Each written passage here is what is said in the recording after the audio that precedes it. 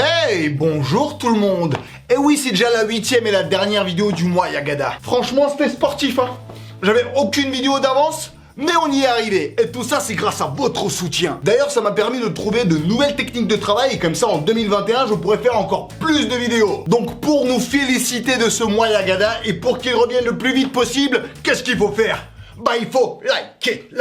Ouais, c'est le décor de chez ma maman. Je suis revenu pour les vacances, là. Après, je dis la fin du mois, mais on arrive surtout à la fin de l'année. Et avant de passer à la nouvelle année, dites-moi, est-ce que vous auriez pas envie de comparer la fête du Nouvel An en France et en Russie? Alors, c'est parti. Historiquement. Alors, avant que je commence à vous expliquer des trucs, il faut que vous m'expliquiez la différence entre jour de l'an, Nouvel An, Réveillon, la Saint-Sylvestre. C'est quoi ce délire? Pourquoi autant de noms pour la même fête? À Noël, on dit pas c'est la Saint-Emmanuel. On dirait que c'est un moyen pour brouiller les pistes et esquiver les invités relous. Eh, t'as pas un petit plan pour le Nouvel An ou quoi? T'as pas petite meuf ou... Même pas, j'ai rien pour le Nouvel An. Ah, vas-y, toi aussi. Bah, je vais continuer à chercher, hein. Par contre, j'ai un bête de plan pour la Saint-Sylvestre. Alors, comment le Nouvel An est arrivé en France et en Russie? Je vais essayer de faire une fresque commune aux deux pays pour qu'on puisse mieux suivre l'évolution. Donc... Quoi, tu sais mieux faire, toi? Bon, disons, là, c'est nous, 21e siècle. Alors déjà, jusqu'au 16e, 17e siècle, c'était le bordel dans les deux pays. Ça fêtait le Nouvel An quand chacun voulait. Parfois, c'était vers Noël, parfois, c'était vers l'équinoxe de septembre ou celui de mars. En même temps, c'était pas si important parce qu'ils avaient pas de fête, pas de cadeaux, pas de calendrier des pompiers, rien du tout. Alors, c'est la France qui ouvre le bal en 1564 avec Charles IX qui impose la nouvelle année au 1er janvier avec cet édicte. Par contre, on se rappelle qu'en France, à la fin du 18e, il y a eu une petite révolution dans laquelle ils ont décidé de changer pas mal de choses, dont le calendrier. Et donc à la fin de la Révolution, en 1792, le calendrier devient républicain. Rien à voir avec Trump et compagnie. Et il est décrété que la nouvelle année commencera le jour où le soleil franchira le point équinoxial d'automne, c'est-à-dire le 22 septembre, environ. Cette journée, le 22 septembre 1792, est appelée le Primidi. C'est l'équivalent de lundi en fait. Et tu fais quoi lundi, Primidi? Primidi, premier vendémiaire de l'an 1 de la République.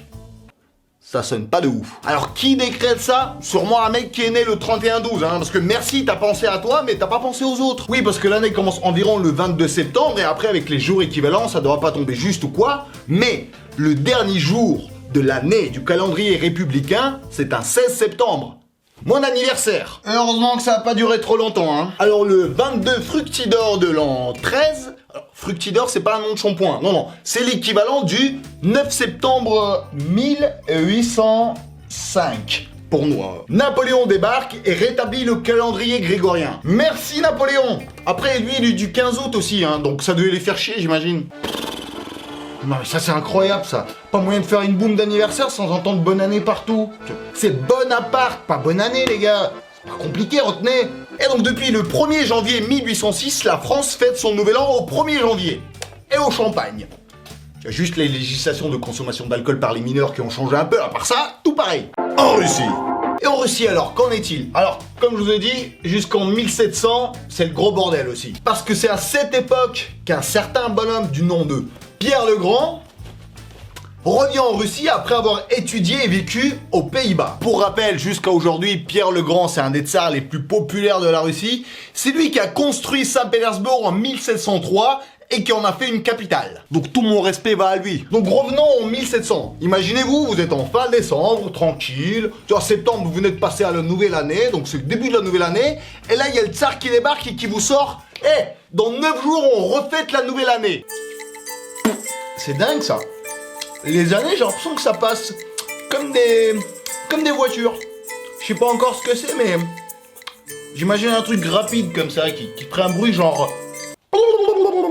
Il a regardé comment les Hollandais fêtaient le Nouvel An et il a ramené ses coutumes en Russie. Alors parmi les trucs rigolos, il y avait. Alors il n'y avait pas encore de sapin, donc il a ordonné de mettre des branches de pin et d'autres conifères un peu partout dans la rue et de les décorer. Sauf que pour les décorer, à l'époque, il n'y avait pas de guirlande. Du coup, il décorait ça avec de la nourriture. La première année, quand tout le monde n'était pas prévenu, ça devait faire bizarre, hein. Chérie, regarde-moi ça. C'est dingue, ça. Moi qui m'embête à planter des pommiers et des cerisiers, regarde-moi ça. Un arbre à saucisses fumées. Faut que j'en trouve un avec du Uruguay saucisse, absolument. Et il a aussi ordonné à tout le monde de s'amuser. Eh toi, amuse-toi. Amuse-toi mieux que ça. Attention, s'amuser, oui, mais sans alcool. Ouais, c'était interdit. Putain, c'est quoi ces délires de foncer? Le gars, il est rentré de Hollande en go fast ou quoi? Non, non, non, non, non. Non, mais pas d'alcool. Non, pas besoin. Non, juste de la nourriture. Planquée un peu partout comme ça dans les branches. Parce que moi j'ai faim. Tu sais ce que j'ai envie de manger? Une barbe à papa. Et j'ai envie de construire une ville, tiens. Sur un lac. Oh les Pays-Bas. Non mais il a dit en gros qu'ils boivent déjà suffisamment le reste de l'année. Donc cette fête-là sera consacrée à la famille. Oh, c'est mignon. Après, il a pris aussi quelques décisions un peu moins mignonnes. Juste petit contexte historique, avant ce tsar-là, en Russie, c'était le diktat de la barbe. C'était interdit de se raser la barbe. Il y avait des zizi top partout, même les animaux. Et lui, il rentre d'Europe et il leur donne de couper toutes les barbes. Genre, c'est interdit de porter une barbe maintenant. Les mecs, ils ont dû vriller. Et il les coupait même lui-même, tu sais, ça l'amusait. À la hache, hein. Tsar barbeur. C'est un concept, hein. На, держи свою мочалку. Доходи с ней в баню почаще. Ouais, le Père Noël n'était clairement pas encore le bienvenu. Et c'était comme ça jusqu'à la fin du 19e siècle environ. Justement, après avoir gagné la guerre contre Napoléon. Ah bah c'est bien d'avoir pensé à changer de calendrier, mais on en reparlera quand il s'agira de gagner une guerre. Hein. Le choix dans la date, il l'a eu. Donc après avoir repoussé les troupes françaises jusqu'à Paris, les soldats russes sont un peu squattés là-bas et sont revenus avec beaucoup d'idées bien à la française. Comme par exemple, tenter une révolution décabriste ou bien décorer des sapins avec des guirlandes et des boules. Mais bon, c'était surtout réservé aux riches et aux nobles, hein, comme le champagne d'ailleurs. Le champagne qui est apparu en Russie après la guerre contre Napoléon d'ailleurs. Oui, parce que quand les soldats russes étaient à Paris, ils ont dévalisé les caves de Madame Clicquot. Enfin, d'après eux, c'était un emprunt. Vas-y, Boris, dépêche, dépêche. Oh, Madame Clicquot. Eh, on n'est pas en train de voler, hein. Eh, sur la tête de mon tsar, on va tout lui rendre. Si mère Clicquot. T'es un bon, toi. Elle a senti le marché potentiel. Et elle avait raison. Dans un futur très proche, les commandes de champagne en Russie ont doublé tous les records mondiaux. Et jusqu'à aujourd'hui, le champagne fait partie de nos tables aussi. Merci Napoléon. Et accessoirement Madame Clicquot. Finalement, au début du 20e siècle, on arrive à l'avoir notre révolution. Ils ont marché les gars à fond. Alors bien sûr, c'est le bordel. En plus, avec la Première Guerre mondiale dans le fond, vous imaginez bien que les fêtes de fin d'année, ils sont un peu délaissés et même interdites. Ah bah oui, pas de tsar, pas de religion. Pas de religion, pas de Noël.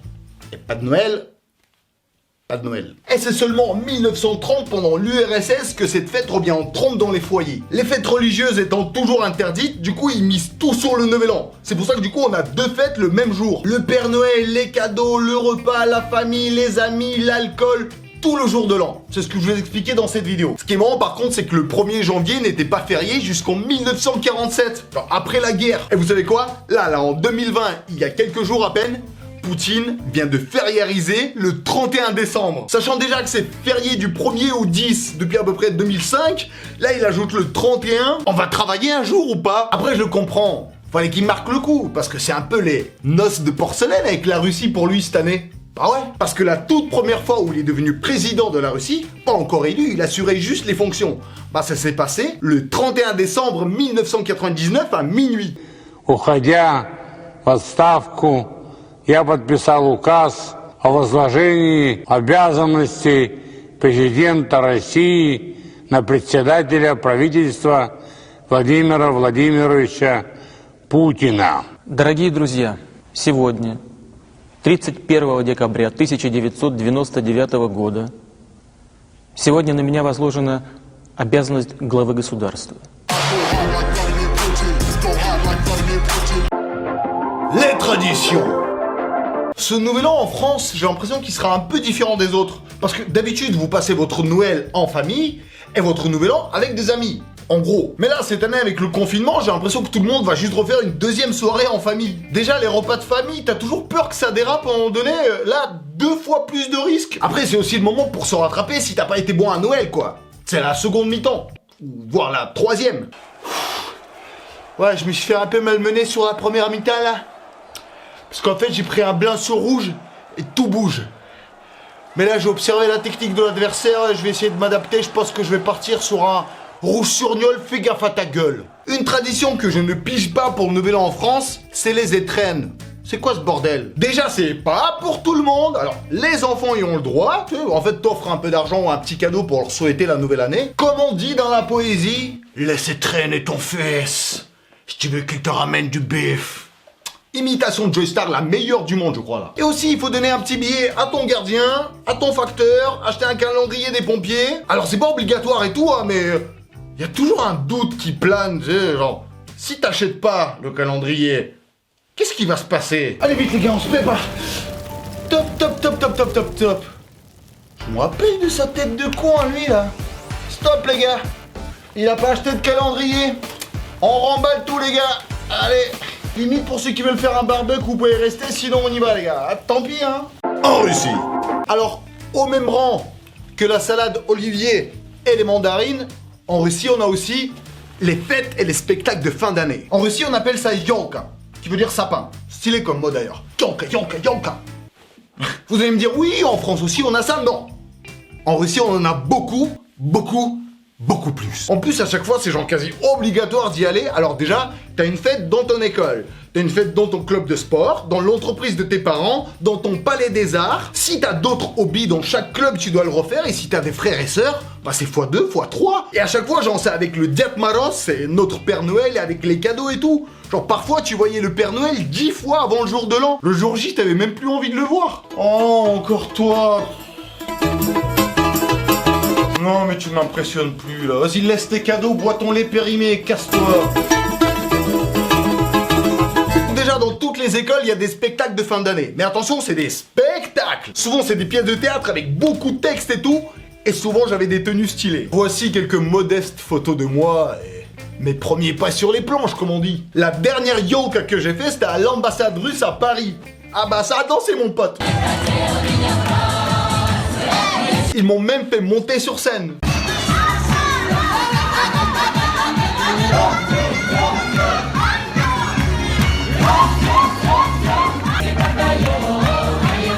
Par contre, depuis, ils m'ont plus jamais réinvité. Peut-être quand ils ont vu ces photos.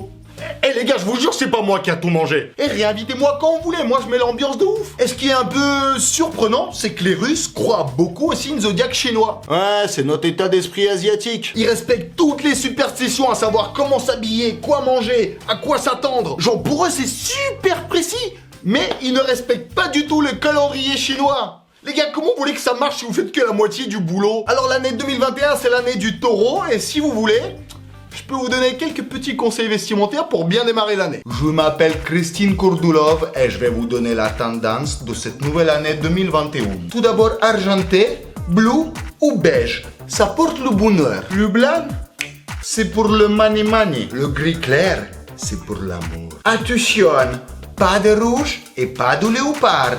Ça porte les malheurs. Le léopard, tu le gardes à l'intérieur de toi.